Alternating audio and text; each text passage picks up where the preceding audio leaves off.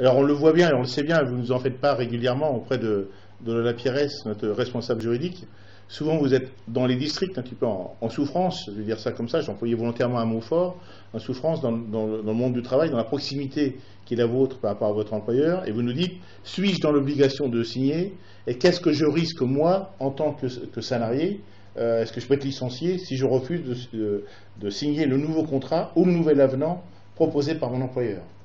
Alors, là encore, sur le principe, dans l'absolu, l'employeur n'aurait même pas l'obligation légale de faire signer un avenant. C'est une sécurité qu'il prend pour dire, attendez, je vous informe, la convention a été dénoncée, donc je ne l'applique plus, on passe sur telle convention. Mais en soi, la dénonciation, si elle est valable, n'oblige pas à signer un avenant, puisque c'est simplement le droit qui s'applique.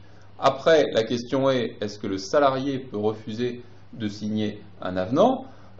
Si l'avenant est conforme et n'oblige pas le salarié à une baisse de rémunération, moi j'ai tendance à dire, mettez éventuellement cette mention sous réserve de la procédure d'annulation en cours, mais de toute façon, ça ne préjudicie pas à vos droits, sous réserve, encore une fois, que l'avenant soit bien étudié par des professionnels, d'indiquer simplement, voilà, il y a cette nouvelle convention qui s'applique, puisque de toute façon, c'est la situation légale aujourd'hui.